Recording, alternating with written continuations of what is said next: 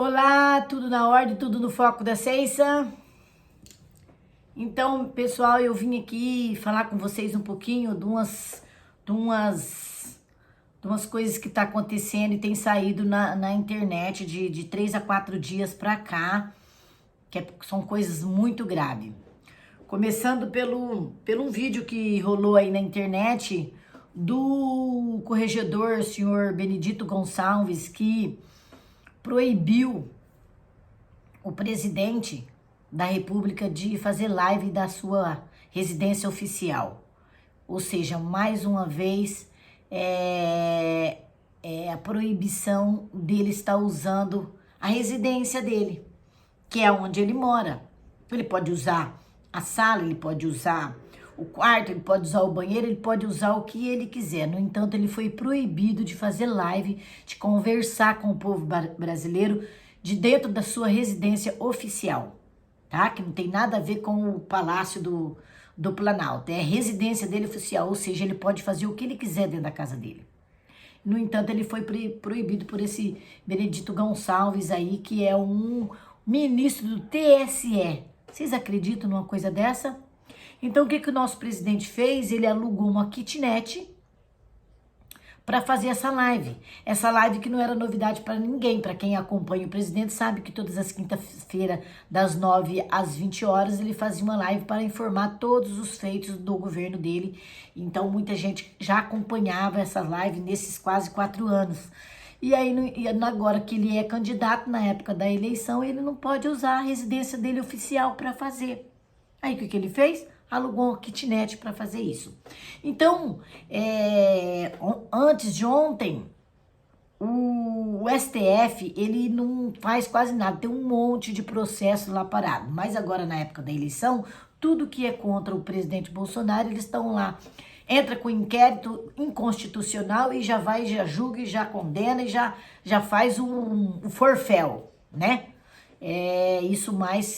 Quem mais faz isso é o Barroso, o ministro Luiz Barroso lá, e o Roberto Barroso, né, e o Alexandre de Moraes.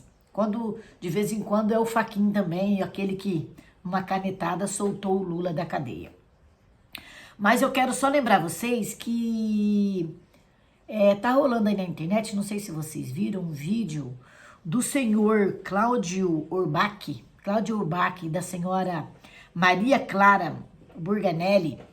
Esses dois, eles votaram a favor do Bolsonaro, dizendo que ele pode fazer essa live da casa dele, oficial da casa dele. Ele pode fazer essa live. E aí eles votaram a favor. E nesse vídeo, a Câmara pega o senhor Alexandre de Moraes, logo depois da votação do senhor Cláudio Urbach, que é um dos ministros que vota, que é lá do TSE, logo depois da votação, entre o voto dele e o voto da Maria Cláudia, simplesmente a Câmara pega o Alexandre de Moraes, fazendo assim com a cabeça e tipo, vamos degolar esse daí, vamos cortar esse daí. É surreal, tá em todas as mídias, tá na internet, isso numa plena quarta-feira, véspera das eleições. Então, ou seja, nós temos uma parcialidade dentro do TSE, tá? Dentro do TSE e dentro do STF, ou seja, o ministro Alexandre de Moraes, além de ser do Supremo Tribunal Federal, ele preside agora nas eleições o TSE. Dá para entender o que está acontecendo? Dá, né?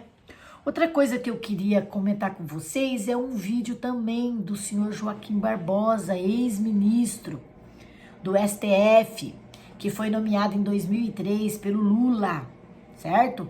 Lá atrás, ele sempre foi parceiro ele sempre foi hostilizado pelo PT, porque ele tinha algumas votações que era contra os petistas, embora o Lula tenha colocado ele lá. E na votação da condenação lá do mensalão, ele foi um dos ministros que falou na época que o Bolsonaro, entre todos os deputados, foi o único que nunca aceitou dinheiro do parlamento, dinheiro do governo do PT, para votar a favor de emendas e pautas da emendas do governo do PT. Esse vídeo, graças a Deus, ele é registrado lá atrás. E a internet, ela tem registro de vídeos primorosos, que não deixa a pessoa mentir. Agora ele veio na internet dizer que o Bolsonaro não serve para ser presidente, que ele é indigno, que ele é um fascista, que ele não é digno do cargo que ocupa, tá? Dizendo que ele é uma pessoa, que não é uma pessoa idônea, e tá correndo em todas as redes esse vídeo aí. Sendo que lá atrás ele disse que o Bolsonaro é o único dos deputados honestos que nunca aceitou propina dentro do parlamento. Dá para entender? É 2 pesos e 2 medidas. É uma pá de cá lá e um tijolo cá. Para construir uma normalização da candidatura desse ladrão do Lula. Certo? Então vocês fiquem atentos a tudo isso. Não sei se vocês investigam aí na internet, se vocês vejam o que está acontecendo, mas eu procuro sempre postar nas redes sociais o que está acontecendo. E a gente fica indignada com isso. E para acabar não, mais um vídeo que eu vi de ontem para hoje. Duas professoras, 2 educadoras infantis lá do estado do Ceará, a professora e a auxiliar de sala, ou seja, 2 professoras, promoveram, gente, veja bem o que elas fizeram, promoveram uma eleição, uma simulação de uma eleição em sala de aula para criança até 7, 8 anos. E aí falou para as crianças votarem. Falou dos 2 candidatos, né? E inventaram lá uma urna, deu os papéis para essas crianças votarem, enquanto uma anotava os votos na lousa, né? A outra tirava da urna os votos que a criança depositou lá. Ou seja, as crianças escreveram o voto lá no papel, com certeza colocaram o voto lá de quem elas ouvem em casa, o pai e a mãe falar, né?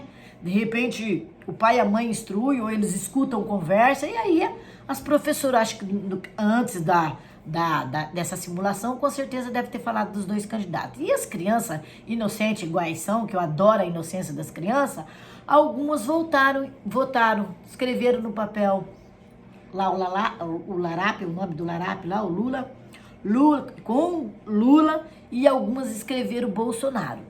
E aí essa professora, quando ela tirava o voto da criança, ela lia quando era o Lula, ela colocava, não, ó, Lula, Luiz Inácio Lula da Silva, marca aí, professora, né? A outra lá marcava os risquinhos na lousa.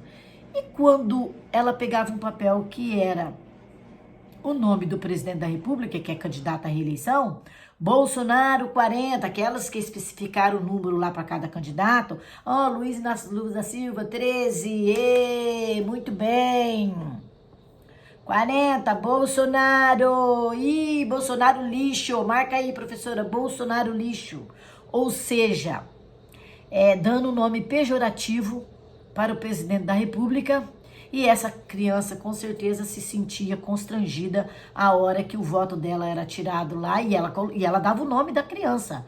Ó, Joãozinho, Bolsonaro 40, Bolsonaro lixo, marca aí, professora. Um horror, o fim do mundo, a doutrinação dentro das escolas. Agora você imagina o tanto de escola que não está passando por isso. Quantas professoras não fazem isso? Aquelas professoras que se formaram de 30 anos para cá e que foram doutrinadas. Coitadas, eu penso que às vezes nem tem culpa, né? Foram doutrinadas, as escolas estão tudo idiotizadas. E com doutrinação dentro das escolas, as universidades todas doutrinadas. Então, meus caros pais, tios, avós, aqueles que são responsáveis por essas crianças, procure ver o que seus filhos estão aprendendo na escola, o que está sendo ensinado, quem são esses professores, certo? Porque nós estamos vivendo tempos obscuros, isso é o fim do mundo. Quem tem a obrigação de educar pelo lado objetivo familiar de Deus, Pátria e Família é os pais, Os responsáveis por essas crianças não são os professores são encarregados de ensinar o básico da educação, o básico, o mecânico,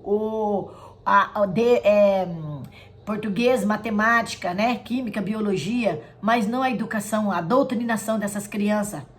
Entende? Eu fico indignada, porque eu sou psicopedagoga, no tempo de escola que eu dei aula, que eu ensinei, que eu eduquei, eu jamais doutrinei aluno, jamais fugi a minha parte de responsabilidade dentro da educação. Então eu fico indignada com umas coisas dessa. Depois disso daí, tem um outro vídeo também do nosso ministro da Educação, da Economia. Ele deu uma entrevista no Flow, não sei se vocês já viram, só é um canal de podcast. E lá ele fala que a esquerda, o cara pergunta, olha, o que será que... eu vejo que o Lula, né, ele é uma pessoa assim... Lula lovers, tão bom, será que ele vai fazer tudo isso mesmo aí que o povo tá falando que ele vai fazer, né, tal... Aí o ministro Paulo Guedes, que é o nosso ministro da Economia, que por sinal é um ótimo ministro, que tem ajudado o país a sair dessa crise da pandemia, em que nosso país está crescendo dentro do PIB, né, a parte econômica PIB, nós estamos vivendo uma deflação nesses últimos 3 meses, nós conseguimos enfrentar a pandemia com ótimos resultados, dando auxílio emergencial para 25 milhões de famílias que estavam vivendo na pobreza, nas ruas. Essas pessoas foram chamadas a se cadastrarem para receber o auxílio emergencial. Esse auxílio emergencial, que foi, nada é o Bolsa Família, que foi agora mudado para o auxílio emergencial, que o presidente da República mudou de nome, que antes as pessoas recebiam de 80 a 190 reais e que hoje é 600 reais. Esse auxílio vai continuar existindo, mesmo que as pessoas conseguirem arrumar trabalho. A partir do momento que a pessoa arrumou trabalho, né, com o tempo, que isso é uma emergência, é emergencial, essa pessoa conseguir a conviver com as próprias pernas, de repente montar uma empresa, um microempresário, você tá entendendo? Conseguir a ganhar dinheiro e a se emergir dentro do trabalho, aí sim você pode ter a opção de deixar de receber por estar bem, por conseguir sair da crise. Então esse auxílio emergencial, ele vai permanecer quando o presidente da República ganhar a eleição, certo? Então esse medo não precisa ter. Então lá ele coloca que a esquerda, ela oferece o céu. O que é o céu? Vou fazer isso, vou fazer aquilo, tal. E, na verdade, quando você vai ver, eles entregam o inferno para você. É um inferno. É deixar você dependente com um auxílio mínimo para você ficar dependendo do Estado. Um Estado inchado, um Estado que quer dominar os mais pobres, para ele ficar dependendo do Estado. E com isso, dependendo do Estado, com o Estado inchado e você dependendo do Estado, sem poder trabalhar, com uma renda mínima, sem ter oportunidade de emprego, o que você vai fazer? Você vai depender do Estado e, no entanto, o Estado vai fazer disso uma troca do seu voto, do seu precioso voto. Porque assim você fica dependente, sem trabalho, esperando essa miséria de dinheiro por mês, certo? Para você poder, então, ficar dependendo do Estado. O que o objetivo do presidente da República não é esse, é te dar o auxílio emergencial até você poder caminhar, até poder caminhar com as suas próprias pernas. Ter oportunidade de trabalho para quando você arrumar o seu trabalho, você, na sua honestidade, saber que você não precisa mais desse auxílio. Mas mesmo assim, ele continua, você continua recebendo. Com certeza, de tempo em tempo, tem um novo cadastramento. Então, aquele que conseguiu montar um salão de beleza, uma microempresa, né? Conseguir colocar seus filhos na escola, entendeu? Está recebendo todos os auxílios do Estado em que você pode se orientar e melhorar de vida. Daí sim, nesse recadastramento, você... com certeza, com a sua honestidade, você vai informar que você está bem, que você não precisa mais desse auxílio. Mas até esse recadastramento e até, porque tudo isso vai pelo CPF, você tem a oportunidade de ir no seu trabalho informal, na venda de uma fruta, na venda de um lanche, e você conseguir subir, você com certeza você vai ser honesto ao ponto de saber que você não precisa mais do Estado para isso. Então o Estado, ele serve para isso, não para manter você nas costas dele. O Estado serve para te instruir, orientar, te dar emprego, até você poder se virar sozinho. Então é isso que eu queria dizer. E tem uma outra coisa também que eu vi aí, um vídeo dos artistas pedindo, vira Lula, vira Bolsonaro. Bolsonaro não, Lula, vira Lula. Pra mim esse LL de ladrão. Estão todos desesperados.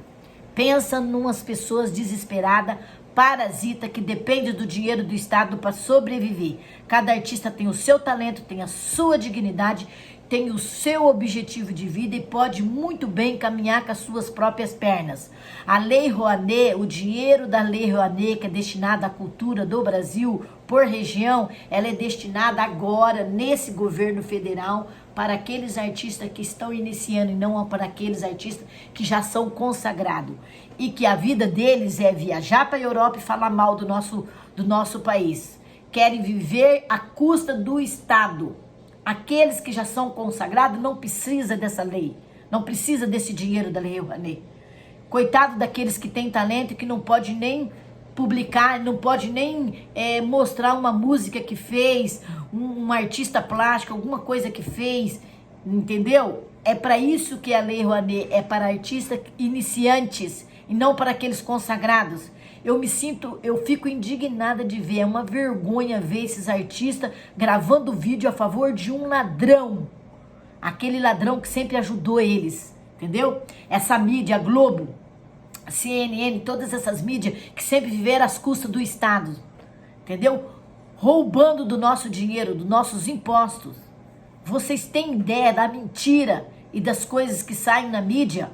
Por isso eu peço, investigue, entre nas redes sociais, procure investigar, procure se orientar para ver quem é os candidatos que vocês vão votar, a vida pregressa desses candidatos, quem são essas redes sociais que mentem todos os dias para você. Se você buscar novas fontes, você vai ver quem mente e quem não mente, certo? Então eu vim aqui, na verdade é um desabafo. Eu sou do estado do Paraná e eu sou da cidade de Maringá, Paraná. E eu gostaria de pedir para vocês que pensassem com carinho em todos os candidatos do estado do Paraná.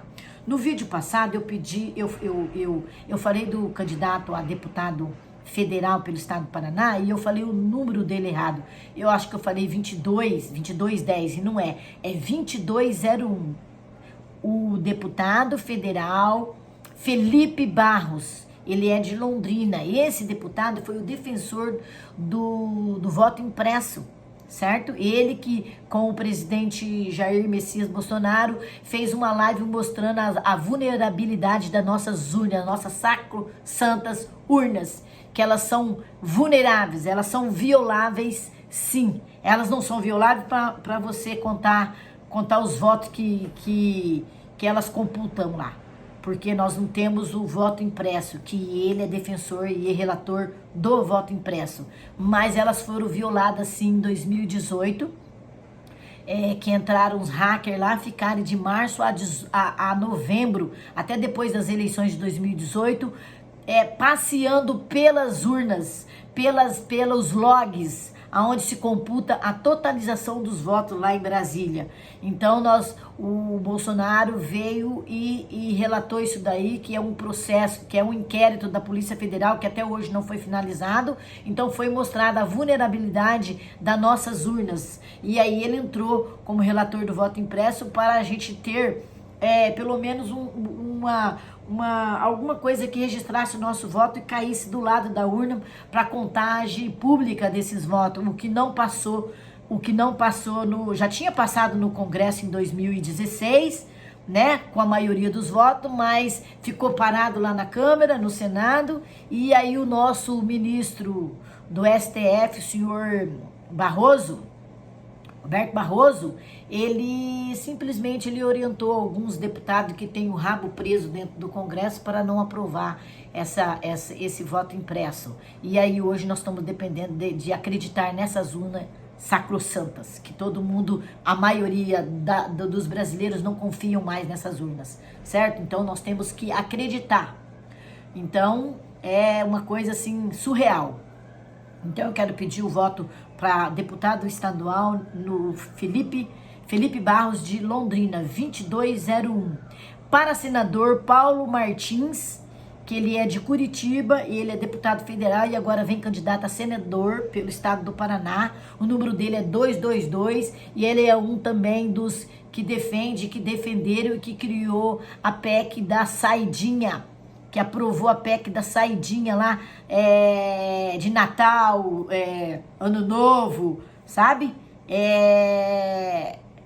Que daí as pessoas, os presos não poderiam mais sair. Então, graças a Deus, passou na Câmara, passou no Senado, acabaram as saidinhas. As saidinhas, aquela uma lá, que vocês já estão cansados de ver, não tem aquela Rustoff lá que sai no Natal, sai no Dia das Mães, sai na Páscoa, sai no Dia das Mães para visitar a mãe, sai no Dia dos Pais para visitar o pai, mas lá em casa não tem ninguém, porque matou os dois. Então eu fico indignada com essas coisas. Então o Paulo Martins é um dos relatores e é um dos criadores dessa PEC que foi aprovada no Senado com a finalização das saidinhas. Então eu peço então para vocês que pense com carinho. Senador Paulo Martins, de Curitiba, 222, para deputado federal Felipe Barros, de Londrina, né? Que ele é deputado federal e ele é candidato à reeleição. O número dele é 2201. E para presidente da República, aquele presidente que defende as pautas da família. Deus, pátria, família. Contra o aborto, contra a liberação das drogas, a favor da liberdade, a liberdade de expressão, essa que é isso daqui que eu tô fazendo com vocês, o poder de poder falar para vocês alguma coisa. E contra a censura, muitas pessoas estão sendo censuradas de falar o que pensa. Vocês não se lembram daquele aquele deputado federal, o Francisquini de Curitiba, que foi caçado por falar sobre as urnas, recebia vídeos sobre as urnas, que as urnas estavam com problema, ele foi e colocou isso nas mídias e ele simplesmente foi cassado o mandato dele. Então nós estamos vivendo um tempo de obscuridade, um tempo que não é normal um cara que é ladrão sendo candidato à presidência da República. Pense bem, pense com carinho. Tá faltando 2-3 dias para as eleições. Se você puder estar contactando com familiares, com irmãos, com tios, com aquela pessoa que está em dúvida no que vai fazer, chame ela com respeito, coloque para ela todas as pautas positivas e negativas dos dois candidatos politizados que vem nessa candidatura aí. E eu espero que nós possamos votar com consciência para que de repente a gente consiga eleger o nosso presidente no primeiro turno. E eu ouvi dizer também, eu queria só rapidão falar para vocês, que eu ouvi dizer que tinha umas urnas aí em Itapeva, acho que é Itapeva, São Paulo, umas urnas no Sindicato dos Trabalhadores de Itapeva, São Paulo, interior de São Paulo, sendo manipulada por pessoas, por serviços terceirizados do Rio de Janeiro, é outro vídeo que eu vi, e dizendo que essas urnas teriam que ter chegado lazeradas. E aí chegou de repente lá, uma pessoa lá, um cidadão lá, entrou nesse lugar, nesse sindicato, não tinha segurança nenhuma nos portões, ele entrou para dentro, ela era uma senhora, uma mulher, uma cidadã, e ela viu que estavam umas pessoas estranhas lá manipulando essas urnas. E aí foi pedido, né, uma fiscalização mais profunda. Ou seja, as urnas, em vez de estarem zeradas, elas já estavam computadas, cada uma 120 votos. 120 votos já registrados nessas urnas. Vocês têm ideia do que é isso? Vocês têm ideia da fraude? Vocês têm ideia do golpe que a gente pode vir a sofrer? Então, vocês fiquem atentos. Essa proibição de não ir com celular, votar, não poder você registrar seu voto lá dentro da cabine, entendeu? Você tem que deixar seu celular fora da sua sessão eleitoral para poder entrar para votar. Vocês prestem atenção que quando vocês apertam lá, antes de vocês apertarem o voto, fica piscando uma frase lá embaixo, confira Confira seu voto. A palavra confira dá para confundir com a palavra confirma seu voto. Aí, de repente, lá na pressa, você sem prestar atenção, de repente, você vai ler lá que vai estar piscando, confirma seu voto. Aí você vai lá e confirma.